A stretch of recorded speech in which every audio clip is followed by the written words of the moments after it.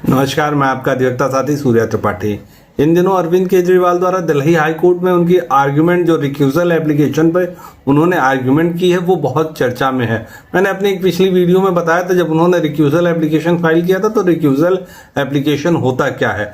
अरविंद केजरीवाल ने अपने recusal application में मोटी मोटा 10 पॉइंट्स पे आर्ग्यूमेंट किया है कि उन्हें क्यों एप्रीहेंशन है कि कोर्ट के द्वारा उनको जस्टिस नहीं मिल सकता है। उनके माइंड में ये क्यों आ रहा है कि कोर्ट बायस हो सकती है। आइए एक एक करके समझते हैं अरविंद केजरीवाल के द्वारा आर्गुमेंट किए गए उन सारे पॉइंट्स को। अरविंद केजरीवाल का पहला पॉइंट ये था कि ट्रायल कोर्ट ने महीनों की सुनवाई के बाद, डे बाय डे की हियरिंग के बाद, लगभग 4 महीने हियरिंग की, उसके बाद एक 500 से अधिक 580 पेज के करीब का ऑर्डर दिया उनके डिस्चार्ज का, जिसको 9 मार्च को ऑनरेबल हाई कोर्ट ने पहली डेट पर सिर्फ एक्स पार्टी, जिसमें खाली सीबीआई मौजूद थी और कोई पार्टी नहीं थी, मात्र 5 मिनट की सुनवाई में उन्होंने स्टे कर दिया। और उन्होंने ये कहा कि ये लगता है कि ऑर्डर गलत है। इस पर अरविंद केजरीवाल ने ये आर्गुमेंट किया कि उनको इस ऑर्डर को देख करके हैरानी हुई और उन्होंने ये कहा कि जिस ऑर्डर को पास करने में ट्रायल कोर्ट को महीनों लग गए, ऑनरेबल हाई कोर्ट ने 5 मिनट में उसको स्टे कर दिया।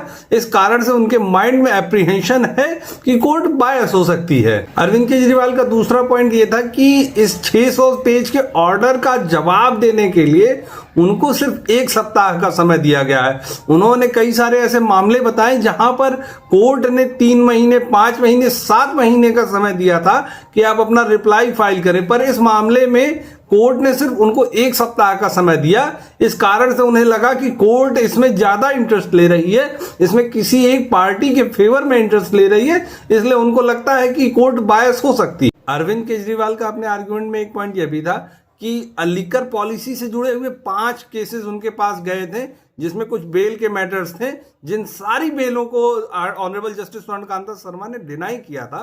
पर उन्होंने जो डिनाई किया उसमें जो ऑर्डर पास किया हुआ था उससे ऐसा लग रहा था कि सारे लोग दोषी हैं। और उन्होंने एक पॉइंट और भी उठाया कि जो सारे बेल ऑनरेबल जस्टिस स्वर्णकांता शर्मा ने डिनाई किए थे, सुप्रीम कोर्ट ने सारी बेल अलाउ कर दी, उनके सारे बेल ऑर्डर्स को रिजेक्ट कर दिया था। और एक मैटर जो अरविंद केजरीवाल का था, जो ऑनरेबल जस्टिस स्वर्णकांता शर्मा के पास गया हुआ था, उसमें यह चैलेंज किया गया था कि अरविंद केजरीवाल का जो अरेस्ट है वो लीगल है या इलीगल है। सिर्फ इतनी बातें। उस मामले में भी ऑनरेबल जस्टिस स्वर्णकांता शर्मा का जो ऑर्डर था वो ऐसा था कि अरविंद केजरीवाल को दोषी और करप्ट साबित करने वाला था। ये अरविंद केजरीवाल का एक आर्गुमेंट और था। अरविंद केजरीवाल का एक आर्गुमेंट ये भी था कि सीबीआई और ईडी ने जो भी कोर्ट से रिक्वेस्ट की है, जो भी कोर्ट से प्रेयर की है, जो भी कोर्ट से प्लीड किया है, कोर्ट ने उन सारे रिक्वेस्ट को, उन सारे प्रेयर्स को एक्सेप्ट किया है और उन प्रेयर में जितनी मांग की गई थी उससे ज्यादा कोर्ट ने ऑर्डर किया है। इसलिए अरविंद केजरीवाल ने कहा कि इन सारी चीजों की वजह से उनके माइंड में ये आ रहा है कि क्या कोर्ट उनको जस्टिस देगी जब वो सीबीआई और ईडी के सारी मांग को एक्सेप्ट कर ले रही है। केजरीवाल का एक आर्गुमेंट आजकल सोशल मीडिया पर काफी चर्चा में है। उन्होंने अपने आर्गुमेंट में एक बात कही कि ऑनरेबल जस्टिस स्वर्णकांता शर्मा के दोनों बच्चे गवर्नमेंट इंपैनल्ड एडवोकेट्स हैं, हाई कोर्ट में भी और सुप्रीम कोर्ट में भी, जो सॉलिसिटर जनरल तुषार मेहता के अंडर काम करते हैं। इसलिए उनको लगता है कि निष्पक्ष न्याय नहीं हो सकता है। और सोशल मीडिया पर एक बात और चर्चा में चल रही है कि सुप्रीम कोर्ट में उनके बच्चों के इंपैनलमेंट की डेट एक है, हाई कोर्ट में जिस दिन वो पैनल में आते हैं वो डेट भी एक है। इसलिए सोशल मीडिया पर काफी बज क्रिएट है। और अरविंद केजरीवाल ने अपना एक आर्गुमेंट और किया कि भाजपा और आरएसएस का एक अनुसांगिक संगठन है अखिल भारतीय अधिवक्ता परिषद, जिसके कार्यक्रम में ऑनरेबल जस्टिस 4 बार गई हैं। और अरविंद केजरीवाल ने कहा कि उनकी पार्टी और वो आरएसएस और बीजेपी की आइडियोलॉजी के एकदम अगेंस्ट काम करते हैं और ये किया पॉलिटिकल केस है। इसलिए ऑनरेबल जस्टिस जब उनके कार्यक्रमों में जा रही हैं तो हो सकता है वो उनकी आइडियोलॉजी से सहमत हो और उनकी अरविंद केजरीवाल की आइडियोलॉजी के खिलाफ हो। इसलिए उनके मन में एक एप्रीहेंशन आ रहा है कि जो अपोजिट पार्टी, जो पार्टी उनके ऊपर ये सारी एफआईआर्स करवा रही, उनके ऊपर ये सारे पॉलिटिकल षड्यंत्र करवा रही है, क्या उनके कार्यक्रमों में जाने से अरविंद केजरीवाल की आइडियोलॉजी और अरविंद केजरीवाल को न्याय मिलेगा?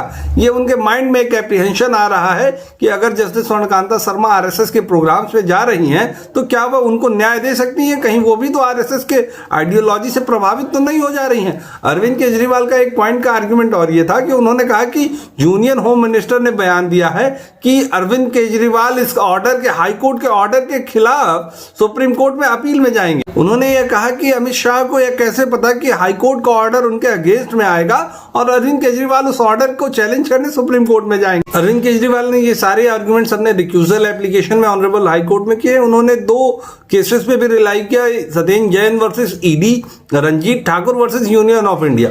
उसमें उन्होंने ये रिलाई करते हुए कहा कि यह देखना जरूरी नहीं है कि रिक्यूजल एप्लीकेशन में कि क्या कोर्ट एक्चुअली बायस है या नहीं, ये उसमें ये देखना जरूरी है कि क्या लिटिगेंट के मन में ये है, एप्रीहेंशन है कि जज बायस है, उसको जस्टिस नहीं मिल सकता है। रिक्यूजल एप्लीकेशन में सिर्फ इतना ही देखना जरूरी है। रिक्यूजल एप्लीकेशन पर हाई कोर्ट में सुनवाई पूरी हो चुकी है, हाई कोर्ट ने ऑर्डर रिजर्व कर लिया है। अब यह देखना दिलचस्प है कि रिक्यूजल एप्लीकेशन अलाउ होती है या रिजेक्ट होती है। ऑनरेबल जस्टिस स्वर्णकांता शर्मा खुद को इस केस से अलग करती है या वही इस केस की सुनवाई को जारी रखती हैं। इसी प्रकार की लीगल अपडेट, लीगल कंटेंट्स के लिए मुझे फॉलो करें, चैनल को सब्सक्राइब करें। नमस्कार, धन्यवाद।